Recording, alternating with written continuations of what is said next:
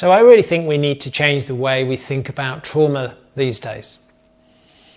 And I'm going to quote Gabor Mate here and others, because this is a fairly well-acknowledged definition of trauma, really, is, well, what is trauma? Well, trauma's not what happened to you. Yeah? It's what happens inside you in response to what happens to you. Yeah? A traumatizing event is something that does something to you. Yeah? The trauma isn't the car accident. The trauma is what happens to you as a result of the accident. Trauma, if we take its literal translation, means wound. It means a wound, and that's something that is within the body, not within the event. All wounds have the capacity to heal, but sometimes they don't.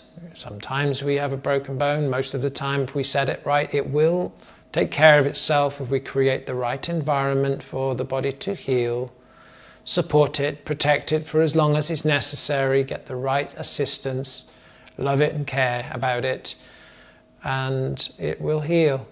Sometimes we get non-union in the bone and it doesn't heal for some reason. And the same is true for other aspects of trauma that may be a non-physical injury.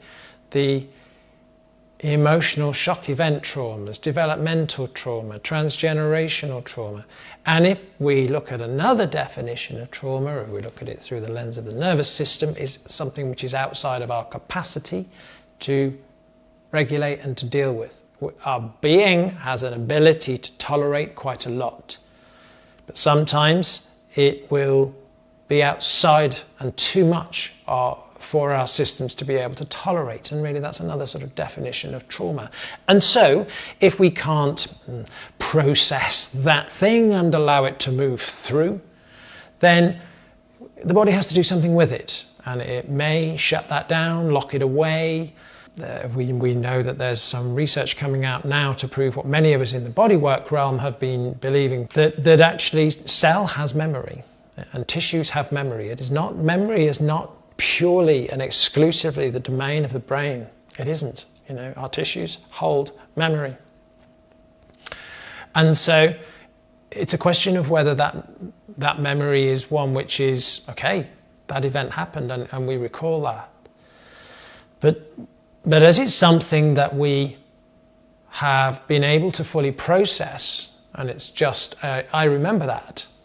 But as we remember it, does the body respond in some way that says that it was overwhelmed by that and we're triggered by that? This is triggering, this activation, whatever language we choose to use for this. And so trauma is this embodied mind, body, spirit experience, which is not about the event, but about how it impacts on our being and our experience.